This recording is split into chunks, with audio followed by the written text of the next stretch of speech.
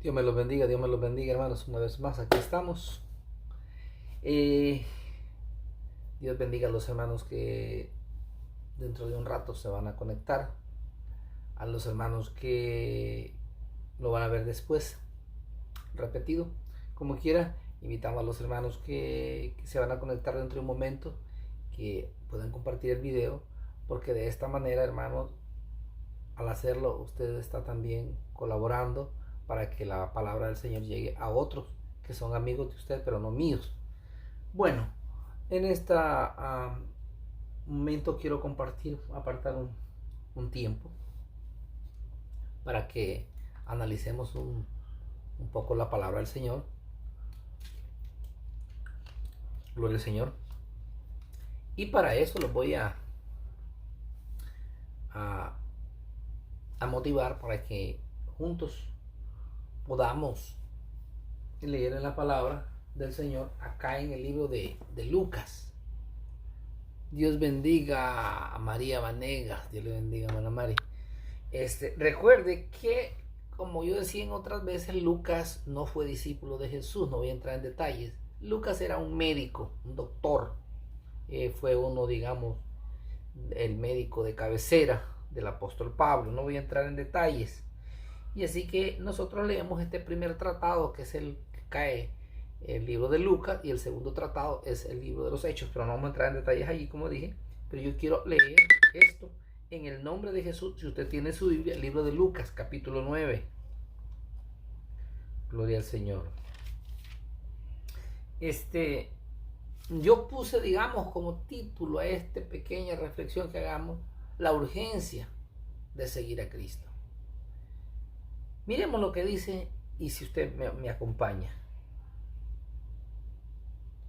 Vamos a comenzar para agarrar un poco de contexto. Contexto es la parte que está alrededor para tener una idea de lo que se va a hablar, porque algunas veces el puro texto uno no puede entender muy claro de qué se está hablando.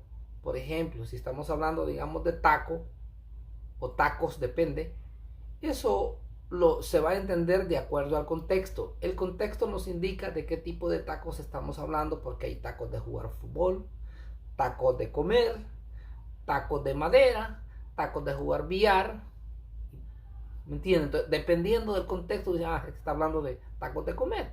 Y si estamos en una cancha de fútbol, le dice, hey, préstame los tacos, se está hablando de que los tacos, pues, son para jugar fútbol. Ok. Veamos qué dice aquí. Miremos aquí que en el libro de Lucas, en el capítulo 9, dice aquí que mientras Jesús iba de camino, recuerda que él iba de camino de regreso, porque en una de las aldeas del pueblo de Samaria no lo quisieron dejar entrar. Y entonces él se regresa. No pasa nada, dice. Ok, está bien. Y cuando él viene de regreso, recuerde que no lo dejan entrar los samaritanos, porque judíos y samaritanos no se llevaban. No voy a entrar en detalles ahorita. Otro día tal vez hablaremos de eso. Y dicen que se fueron a otra aldea, y mientras iban por el camino, alguien le dijo, te seguiré a donde quiera que vayas. Jesús le dijo, las zorras tienen guaridas y las aves del cielo nidos, pero el Hijo del Hombre no tiene dónde recostar la cabeza. Le está diciendo que no le podía ofrecer nada, sino pues que la cuestión estaba seria. Esta fue la persona que le dijo, te seguiré a donde quiera que vayas. Tenemos que recordar que también el Señor tenía una grande responsabilidad, porque en determinado momento el Señor habla con los discípulos, dice que si a ellos les faltó lo necesario durante que estuvieron con ellos, y ellos, recordemos que esos discípulos proveían para su familia también. No voy a entrar en detalles allí. Ok. Después que Jesús da esta respuesta, miramos en el versículo 59, y dijo a otro de los que estaban ahí, y me imagino que quizás lo señaló y le dijo, tú. Y aquí dice, y dijo a otro, sígueme. A uno el Señor le da una respuesta que la zorra, que el Señor dice, no tengo nada que darte, que ofrecerte, no sacrificio. Pero a este no le está diciendo, no le está preguntando a Jesús si lo sigue, sino que Jesús más bien lo elige y le dice, ella lo señala, digamos, y le dice, sígueme. Pero él le dijo, Señor, permíteme ir primero a enterrar a mi padre. le dijo: deja que los muertos entierren a sus muertos y tú anda, proclámele el reino de Dios. Esto quiero hacer un poquito de énfasis. En el 1, el Señor le dice que aquel viene y se ofrece para seguir a Jesús. Y el Señor le dice que, pues, ¿qué es lo que hay? Que no tiene nada, no hay riqueza, no hay nada ahí. Recordemos de que cuando nosotros nos metemos a investigar en la venida de Jesús, muchas de estas personas, incluyendo los discípulos de Jesús, creían de que ya había dinero, había billete, pero no era así. Se entiende por las profecías del Antiguo Testamento de que Jesús es rey. Pero Jesús viene viene de tal manera que sorprende a muchos. ¿Sí me entiende? Sorprende porque estaban esperando que Jesús era el que iba a libertar al pueblo del yugo del Imperio Romano, que iban a volver a vivir aquella gloria de aquellas cosas bonitas que tuvieron bajo los reyes como quizás David, el rey Salomón, porque le dicen: el hijo de David se va a sentar. Ellos estaban investigando bien la venida de Jesús, la venida del Mesías, y ellos están entendiendo que sí, ese es el Mesías. Entonces, en determinado momento, no es de sorprendernos que en determinado momento los discípulos de Jesús también tienen este problema de interpretación. Y es por eso que en un momento el Señor los confronta a los 12 y les dice: bueno, ¿ustedes qué era lo que estaban ustedes, o qué era lo que venían platicando iban caminando, ¿no? Y Jesús iba adelante y iba atrás, y él les pregunta qué. No, dice, pues, él les hace entender, porque él sabe de qué están hablando, de que en el reino que él está implantando no pueden haber grandes para molestar a los pequeños, porque este es un reino no democrático, sino teocrático, un reino de amor, y los grandes se enseñorean de los pequeños. Pero entre ustedes no será así. El que quiera ser el mayor se va a ser el menor, y el que quiera ser más grande va a ser el servidor de los demás. Que la cosa vaya pareja. Les está tratando de hacer entender, y es por eso que en determinados momentos podemos ver nosotros que Juan y Jacobo, discípulos de Jesús, vienen en determinado momento y hablan con Jesús, y dice que en el reino de él no están hablando así. Ellos creo que entienden que es el reino que se va a entablar, que el uno se siente a la izquierda y el otro a la derecha. Y el Señor le dice: bueno, eso no está en mí o darlo, sino de mi Padre. Ella tiene quién se va a sentar y quién no, a la derecha o a la izquierda. Entonces no es de extrañar que quizás el Señor, con esta respuesta que le da a la primera persona que le dice que lo va a seguir a donde quiera, le dice esto. Quizás para tratar de borrarle todo ese maquillaje mental que ya estaba en la mayoría de la gente, incluyendo algunos de sus discípulos. Pero en determinado momento, allí también, en el mismo quizás transcurso de lo que va de camino, mira a otra persona y dice: tú, ven y sígueme. Pero esta persona, el uno, no dice la Biblia que lo siguió o que no lo siguió. Solo le dijo el Señor la respuesta. No se sabe si lo siguió o no lo siguió. Pero este que lo señale Jesús le dice: a ti sígueme. Este le pone el pretexto de decirle: Señor, deja primero que vaya y entierre a mis padres. Aquí dicen: Señor, permite ir primero a enterrar a mi padre. Le digo: deja que los muertos entierren a sus muertos y tú anda, proclama el reino de Dios. Dios bendiga a mi esposa. Tú proclama el reino de Dios. ¿Se entiende?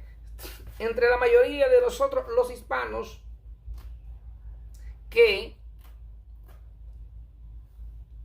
esta persona quizás ya había muerto. El papá de esta persona que le acaba de decir Jesús, que ya había muerto y que iba, la enterraba y regresaba otro día. Pero al investigar un poco sobre la costumbre de los judíos, se entiende de que Gloria a Dios. Hermano, se dañó un poco discúlpenme. No tengo conexión buena aquí, parece, en esta área de aquí de la casa. Entonces, estamos hablando de que el Señor al otro le dijo, sígueme. Voy a enterrar a mi padre primero. Pero según algunos estudiosos entendidos, exégetas de este pasaje, ellos entienden de que no era que el papá había muerto, sino más bien que ellos era una manera, algunos entienden como una especie de hebraísmo, es una manera de hablar de ellos, de decir, mi papá ya está anciano o mi mamá ya está anciana, primero déjame que pase un tiempo con ellos, espero la muerte, paso el luto y regreso. Pero el Señor le está, como judío, le está entendiendo, pero le está diciendo en pocas palabras, deja que los muertos entierren a sus muertos. Se entiende que los muertos que ya murieron físicamente, y hay muertos vivos. Muertos, entierren a sus muertos, significa muertos que están vivos físicamente, pero espiritualmente están muertos. Y estos muertos físicos, espiritualmente, pero vivos todavía, van a llevar a enterrar a alguien que murió físicamente, o sea que lo van a ir a enterrar a la sepultura.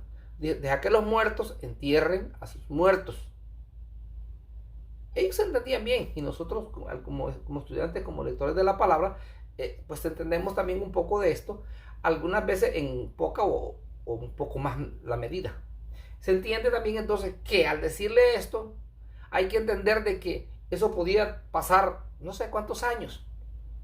También los judíos, después de que la gente se moría, ellos era rápido, igual que los países de nosotros, ¿me entiende? Al 24 horas entierran a los muertos. Pero también tenemos que entender de que hay un proceso, hermano. Allí, después de que pasa, de que se muere, hay que hacer ciertos ritos, como de alguna manera la Iglesia Católica ha copiado un poquito de aquí y un poquito de allá, pero que los judíos lo hacen todavía en algunas partes. Digamos, ellos tienen una palabra que se llama Shiva, que significa 7. Tengo acá una información, dice, es un periodo de luto que comienza después del entierro y dura 7 días. O sea, después del entierro tienen un luto de 7 días. Y él como hijo no debía de moverse. Ahora, después comienza lo que se conoce como Sloshing. Este es un segundo periodo de luto que significa 30. Este dura 30 días después de que se murió la persona. Y está el otro que es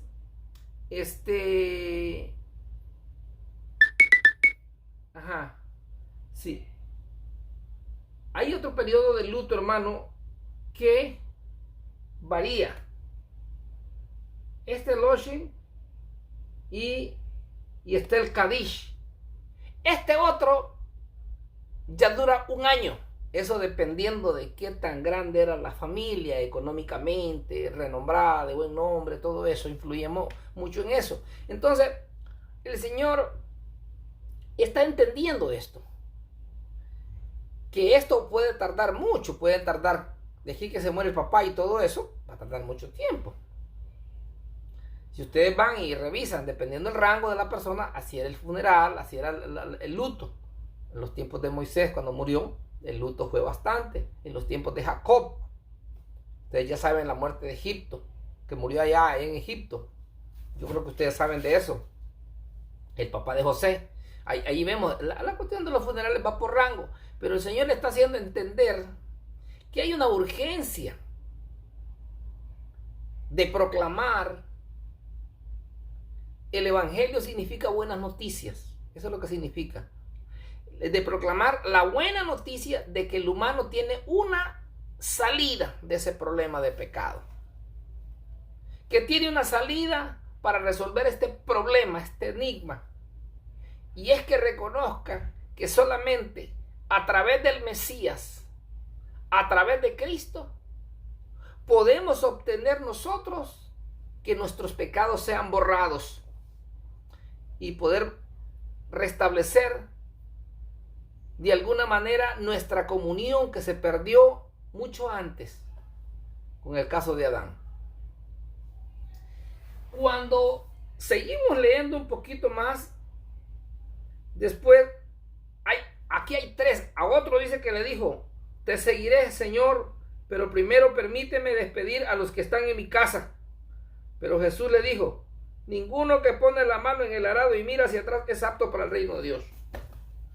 Había otro que estaba, al uno le dice que lo permita le seguirle, y el Señor le explica, y el otro le dice que le siga, y le pone este pretexto de ir a enterrar al papá y a la mamá, y al otro también le dice que lo siga, pero quiere ir a despedirse de los familiares. No tengo el contexto ahorita, toda la información, para poder decir cuánto podía durar esto, pero en pocas palabras, en conclusión, podemos decir que el Señor está tratando de decirle a aquella gente, y ahora a nosotros, aquellos que creemos, claro. Recuerde que no está hablando, hermanos, con personas que no creen en Jesús, porque estas personas que están acercándose, que tuvieron una pequeña, aunque sea algo con Jesús, una pequeña plática, son personas que creían que él era el Mesías. En mayor o menor medida, su conocimiento quizás, algunos menor que otros, como todo, pero creían. Entonces, este mensaje no es para la gente que no cree, porque pues ese sería botar pólvora en sope. Pólvora en sope se dice porque si alguien mata a un ave de estas de rapiña, como el sopilote o qué sé yo, este tipo de animales, usted va a tirar el tiro, lo va a botar, porque si lo mata el animal, usted no se lo va a comer. A eso se refiere. Una manera de decir las cosas. Entonces, al nosotros leer este tipo de pláticas, de cosas que el Señor se dio cuando él estuvo en la tierra, nosotros podemos ver que esta gente en ese momento puso estos pretextos, y que también ahora el Señor en determinado momento está hablando algo contigo, y no se sabe cuál de todos estos tres o algo otro que hay por ahí que dice la palabra eres tú, que tú te identificas con alguno de ellos, y tal vez a lo mejor dices: mira, yo no voy a seguir al Señor ahorita porque estoy muy joven, o yo no voy a seguir al Señor esto. Tantos pretextos que se puede inventar. Recuerde que en determinado momento el Señor habla con una persona y le dice, ¿se acuerda? Hey, ven acá, ven a la boda. Y uno le dijo: no puedo ir a la boda porque la verdad es que compré una propiedad y necesito ir a verla. Y entonces, pues por eso no puedo ir. Decirle a tu amo ahí que me excuse, ¿verdad? Pero no va a poder hacerlo. Y al otro le dijo: mira, fíjate que mi amo dice que vengas a la fiesta. Dice: lo siento mucho, pero acabo de comprar 5 yuntas de bueyes, necesito ir a probarlas para ver, ¿entiendes? Ver cómo trabajan, a ver. Como que dice 5 tractores. Dile que me excuse. Y al otro le dijo: dice mi amo que ya está listo todo, que venga. Dice: hey, mira, yo quisiera, pero me acabo de casar, hombre. Estoy de luna de miel. Y entonces cuando le fueron a dar el reporte al Señor, el Señor nos dijo: bueno, voy a disculpar al uno y al otro porque parecían cosas de peso. Pero el Señor no dijo eso. Más bien el Señor vino y en vez de disculpar a esa gente, dijo: estos no son dignos, porque yo no los puedo estar esperando. Nosotros como humanos no tenemos toda una eternidad para esto. La vida del ser humano es corta, no sabemos cuánto el Señor nos puede dar de vida. Y es por eso que en determinados momentos, de una o de otra manera, Dios te llama, te manda a alguien, te manda un mensaje. Hay muchas maneras que Dios trata contigo y te llama a reflexión. Y te dice: mira, ¿sabes que no vas a ser eterno aquí? Tarde que temprano vas a pasar este brinco de la vida a la muerte. Y te vas a encontrar con un problema serio si no te has puesto a cuentas conmigo. ¿Sí lo ven? Entonces el Señor en ese momento que dice de esta gente que convidó a la boda, mandó a llamar a todos, dice la Biblia. Llénalos, dice, deja que vengan, todo el mundo que venga. Los que no quisieron también, pero llama a otros, ve por acá. Y dice que le dijeron: Señor, ya hicimos. Vayan y díganle a la gente, a los que están, a los rencos, a los cojos, a todo el mundo, que venga, que se llene mi casa. A lo mejor tú y yo no somos importantes. No somos de aquel que se casó, que se iba a casar, o que compramos las 5 yuntas de bueyes, ni que compró la propiedad. No. Somos gente de aquellos que eran ya de la parte más, de las partes más bajas del populacho. Pero que el Señor también está invitando, porque tú eres parte de su creación, a también, como podemos ver aquí. Entonces, ojalá que Dios te dé entendimiento para que no podamos, pues, como esto, empezar a poner pretexto que mañana, que hasta que, pues, desde que las excusas se inventaron, dijo alguien, nadie queda mal. No sé cuál es tu excusa hoy. A lo mejor ahora mismo estamos pasando el periodo de la pandemia, esto del COVID-19. Pero quizás aparentemente podría ser una buena excusa. Aparentemente, pero no para Dios, porque el caso es que Dios conoce todas las cosas. Y si ahorita es la pandemia, mañana va a ser otra cosa. Entonces, entre una cosa y otra, siempre va a haber algo aparentemente para no tomar la decisión. Porque esta es una cuestión de decisión. Yo te animo, hermano. Que no le des más vuelta al asunto. Decía alguien por ahí, no le busque la tercera pata al gato. Dios te bendiga. No le busque la tercera pata al gato, que usted sabe que tiene 4. Ni le busque la quinta pata.